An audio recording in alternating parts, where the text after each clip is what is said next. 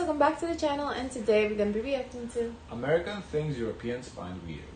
Ooh. If you've ever seen Quentin Tarantino's hit movie Pulp Fiction, you'll know it opens with a scene in which Samuel Jackson shows his surprise regarding the legality of cannabis smoking in Holland and the fact that the French eat their fries with mayonnaise. Ugh, is his reaction to the use of such a condiment. Well, we can tell you ugh works both ways, and there are plenty of things Americans eat, do, believe, and say that Europeans Fries find and plain. mayonnaise go together.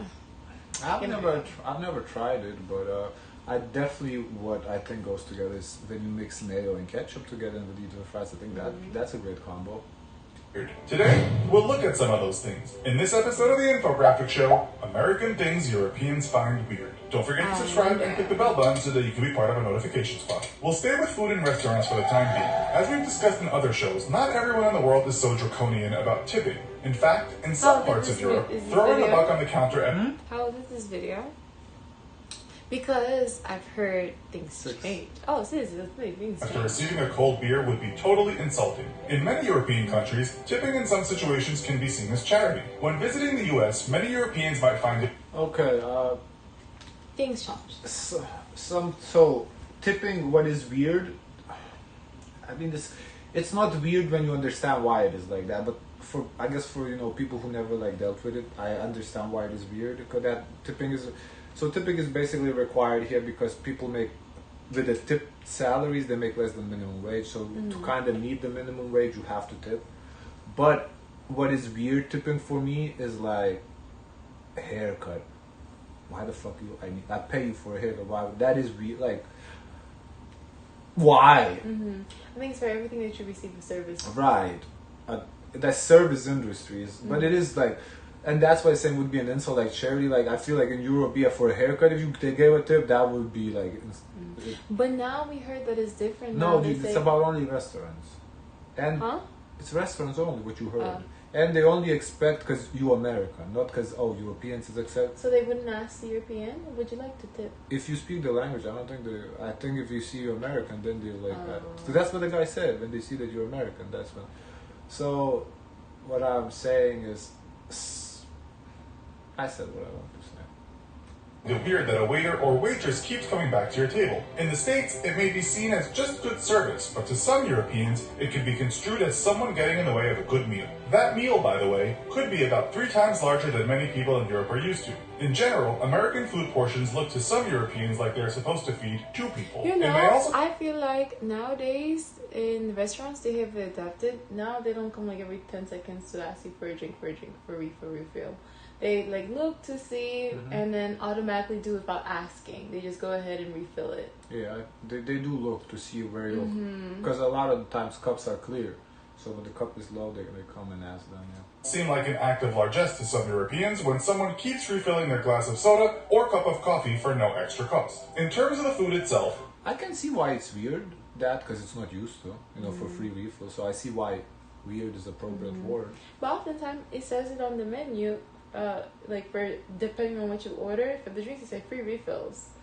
Yeah, so probably they just missed that part. But when is the last time you read the drink menu? I just order the same thing whenever I go, so I don't even read the menu for the drink. If you go the first time, I assume you read it. If you're a regular, then you don't. Yeah, you're right. As we noted earlier, Americans and Europeans have very different ideas about what goes with what. Pancakes for breakfast with fried chicken? Are you kidding me? Says the traveling European. And Wait. The fried chicken is breakfast food? There's chicken and waffles. That's breakfast food? Yes. And you can steer it? That is weird. I agree. And what about putting honey on bacon? It. No, that's not fried chicken for breakfast? Well, there's a thing called chicken and waffles. No, okay, I get it, but... Or it could be like brunch too. I know chicken and waffles, I just assumed it was a dinner food. Because it's chicken. I didn't know it was breakfast food. It's a breakfast food? People do it for breakfast or for brunch. I think it's not every day. I think it's on special occasions. Right. To be fair, you can eat whatever you want whenever you want. It's because imagine you cannot make fried chicken in the morning on a weekday. Right, that's gonna take time. I think most likely Saturday or Sunday. Yeah, no, I mean for breakfast brunch. So you can eat whatever you want whenever you want. You're living the life if you have time to make fried chicken in the morning. Yeah.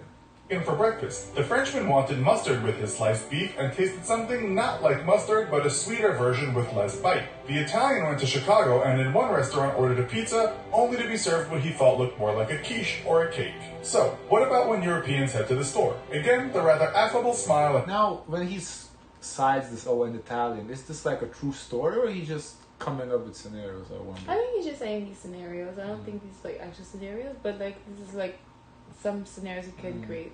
General friendliness of staff may seem strange to someone from grumpy England, where service with a smile is certainly no guarantee. In fact, it's been remarked that American friendliness can result in some Europeans thinking something suspicious is afoot. If that European is in the store to buy a pack of cigarettes or a bottle of wine, they may be extremely surprised when they get asked for ID, as that might not have happened to them for over a decade or two. On top of Europe mainly having laxer laws on age restrictions, IDing people is not such a big deal as it is in America. I don't feel it's a big deal here. As they may. For Europeans to be ID'd. No, I feel like they don't really ID like that here. They do. Even for like cigarettes or alcohol, even if you're 21, they card you even if you look 40. They just have to. They passed the law that they have to, but I don't feel they do it still. Oh, but I don't think that's fair because but you at have least to go out more than to be able to say. I mean, that. right? We don't buy alcohol a lot, but last time we bought it, they didn't ask for it, so. But that place is where regulars there. Only in July this year, Oasis frontman Liam Gallagher said he was ID'd in the US after trying to buy cigarettes. He tweeted, "I've just been told I can't buy cigs unless I got ID. I'm 40 has the world gone mad?" Indeed, in his home city of Manchester, he'd probably been buying his smokes for 30 years without a problem. And then the European looks inside his or her wallet, only to see a bunch of notes that all look the same, all the time wondering how this could possibly make any sense. The good thing is, in America, you can pay with plastic just about anywhere, which is something many Europeans are still not used to. They may also be unpleasantly surprised to find out when they do buy something, taxes get added on top of the price they yeah, that's definitely weird for Europeans. I'm not surprised about that. When I first came to the tax on top, that was. But once again, once you understand why it is, I get it. So they try and get back to their hotel, but have to ask the way. They are told to walk 6 blocks this way and turn left. Only for some Europeans not familiar with the US, giving someone directions using blocks may... Yeah, that is also weird to me too, the blocks. Oh, you're fortunate if you get blocks from me. I tell you, okay, go by this store, look for this tree, find this sign, and then you'll see this person standing there, and that's the direction. Yeah, that's a Haitian way of doing it. Yeah, I've never heard blocks. We don't even have blocks in our language. I mean, bloque, but nobody would ever use that. I guess the reason is because the streets are formed differently. Here, streets are like very, horizontal, diagonal. The roads like this, and at least. Lithuania, it's not quite like that. It's more like, there's more like, zigzags and it's just, and the blocks also here, blocks are evenly measured. Like, it's just not like that. So that's why it wouldn't make sense to call it blocks. And you also have to go by blocks because mostly streets have names and not numbers. You used to see here with numbers. Yes. But in most places they have names. I feel like it's most the streets. I can show you later. Okay. May seem weird. Parts of Europe were not built with city blocks in mind and just gradually spread in a way that makes it hard to find your way around. Right. When they finally do get back, they settle down to watch some TV, only for some reason the shows are interspersed with commercials that seem to be longer than the actual minutes given to the actual content. This drives some Europeans crazy. At some point, they might come across World Wrestling Entertainment and be quite confused at how some Americans can get so worked up about what... Now, about the commercials, I don't know. I feel like commercials are pretty good. Like... In Europe, at least again, when I say Europe, I mean Lithuania. The commercial would be the most ridiculous thing. One commercial would be like 10 minutes long. Like there's little commercial break for 10 fucking minutes non-stop. What they do here, they put commercials more often, but they're like 2 minutes each. So I personally would prefer the 2-minute pit stops than like 1 10-minute stop where you're like sitting there when this commercial Or you go use the restroom. Right, that's what I'm saying. The 2-minute stop is like, oh, let me go use the restroom. Oh, let me go get something. You can use it, so I do prefer the more commercials more often, but shorter, versus like. Where would they put it, in the beginning or the end? No, not well. Yes, in the beginning, but then in the like here, like if a movie is like what, an hour 40, and they would put like a commercials like every 10 minutes, let's say, for like 2 minutes every 10 minutes.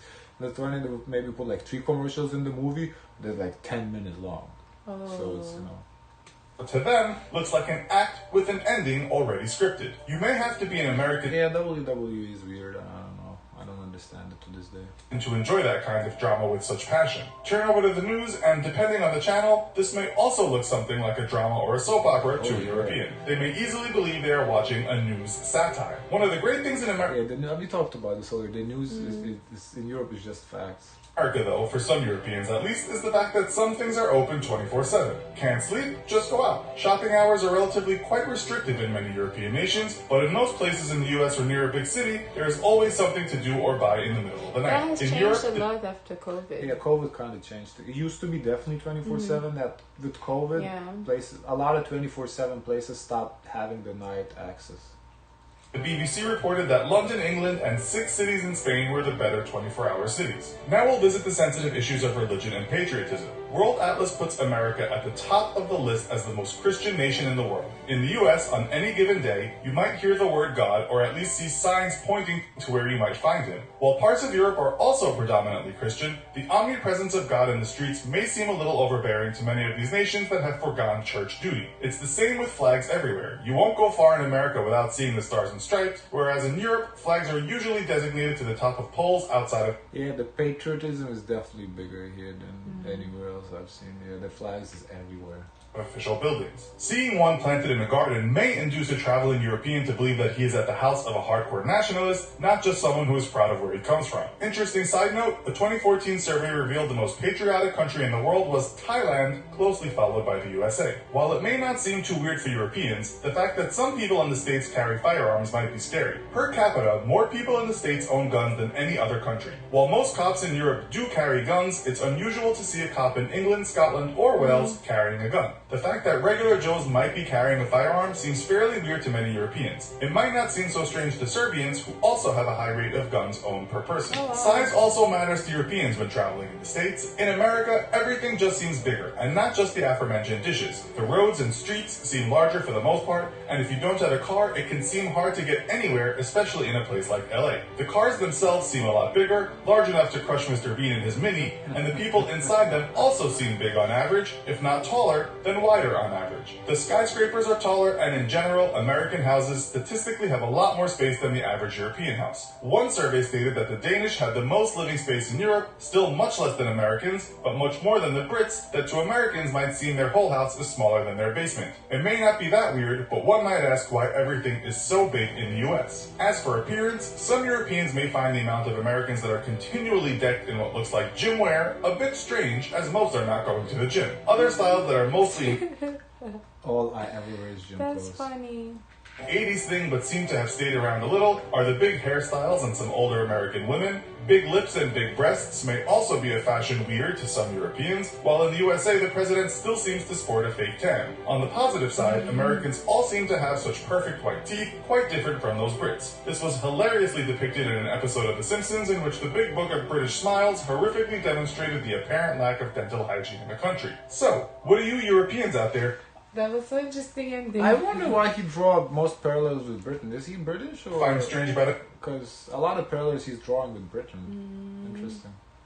What do you think would be different if he applied to like other countries? No, not other countries. It's just like I don't know why he's singling out Britain. Because that's.